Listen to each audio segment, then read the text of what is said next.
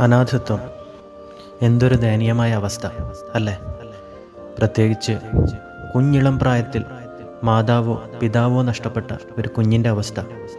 ഭക്ഷണം വാങ്ങിക്കൊടുക്കാനോ വസ്ത്രം വാങ്ങിക്കൊടുക്കാനോ മാതാപിതാക്കളില്ലാത്ത, അമ്മയുടെ മടിത്തട്ടിൽ ഉറങ്ങാൻ ഭാഗ്യം ലഭിക്കാത്ത എത്രയോ കുഞ്ഞുങ്ങൾ നമുക്ക് ചുറ്റുമുണ്ട്.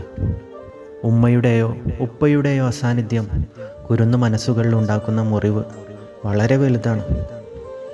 1400 വർഷങ്ങൾക്ക് മുമ്പ് മക്കയിലും ഒരു കുഞ്ഞ് പിറന്നു. ലോകം കാണുന്നതിന് മുമ്പ് പിതാവിനെ നഷ്ടപ്പെട്ട ആ കുഞ്ഞിന് 6-ാം വയസ്സിൽ തന്നെ തൻ്റെ മാതാവിനെയും നഷ്ടമായി. അനാഥനായി വളർന്ന് ലോകത്തിൻ്റെ നായകനായി തീർന്ന നമ്മുടെ തിരുദൂതർ, മദീനയിലെ രാജകുമാരൻ മുത്തുനബി സ്വല്ലല്ലാഹു അലൈഹി വസല്ലം, മരുഭൂമിയിൽ ഉമ്മയുടെ മയ്യത്ത് നോക്കി കരഞ്ഞ ആ 6 വയസ്സുകാരൻ്റെ അതേ മനസ്സോടെ 60-ാം വയസ്സിലും പാതിരാത്രികളിൽ ആരും കാണാതെ ഉമ്മയുടെ ഖബറിനരികിൽ ചെന്ന് ഏങ്ങിക്കരയുമായിരുന്നു തിരുദൂതർ. അനാഥത്വത്തിൻ്റെ കയ്പുനീർ ബാല്യത്തിലേ നുകർന്ന നബി അശരണരെയും യത്തീം മക്കളെയും വളരെയധികം സ്നേഹിച്ചിരുന്നു. അവരുടെ കാര്യങ്ങളിൽ പ്രത്യേകം ശ്രദ്ധ പുലർത്തിയിരുന്നു.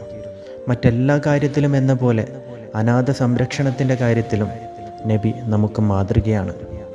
ഈ ലോകത്ത് അനുഗ്രഹീതമായ വീട് അനാഥർക്ക് ആദരവ് നൽകുന്ന വീടാണെന്ന് പറഞ്ഞ നേതാവ്, അനാഥ സംരക്ഷണം കൊടുക്കുന്നവർ എന്നോടൊപ്പം സ്വർഗത്തിലാണെന്ന് പറഞ്ഞ നേതാവ്, യത്തീം മക്കളുടെ മുന്നിൽ വെച്ച് സ്വന്തം കുഞ്ഞുങ്ങളെ താലോലിക്കരുത് എന്ന് പറഞ്ഞ നേതാവ്, അനാഥ ശിശുക്കളുടെ തലയിൽ വാത്സല്യത്തോടെ തടവുമ്പോൾ കൈ സ്പർശിക്കുന്ന മുടിയിഴകളുടെ എണ്ണമനുസരിച്ച് പുണ്യം ലഭിക്കുമെന്ന് പറഞ്ഞ നേതാവ്, മുത്തുനബിയോളം യത്തീം മക്കളെ സ്നേഹിച്ച മറ്റൊരു നേതാവ് ഈ ലോകത്തുണ്ടായിട്ടില്ല.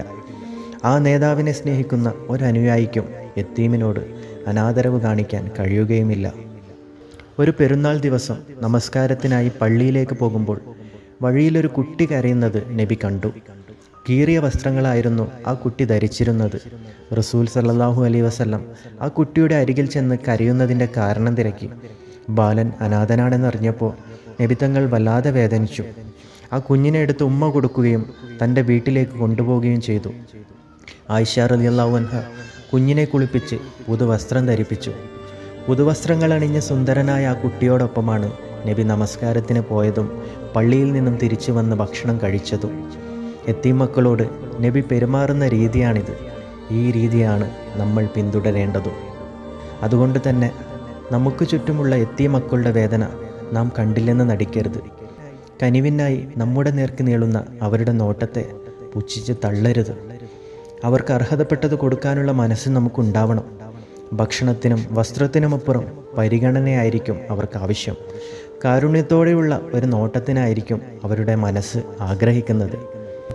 അനാഥരെ സ്നേഹിക്കുന്നവനും ഞാനും നാളെ നാഥൻ്റെ സവിധത്തിൽ ഇതുപോലെ സമീപസ്ഥരാണെന്ന് 2 വിരലുകൾ ചേർത്ത് വെച്ച് പറഞ്ഞ നമ്മുടെ മുത്ത് ഹബീബിനൊപ്പം നാളെ സ്വർഗത്തിൽ ഒത്തുകൂടാനുള്ള ഭാഗ്യമാണ് യത്തീം മക്കളെ സ്നേഹിക്കുന്നതിലൂടെ നമുക്ക് ലഭിക്കുന്നത്. എല്ലാവർക്കും നന്മകൾ നേർന്നുകൊണ്ട് ഞാൻ എൻ്റെ വാക്കുകൾ നിർത്തുന്നു. ഞാൻ അനീസ് ഷരീഫ്.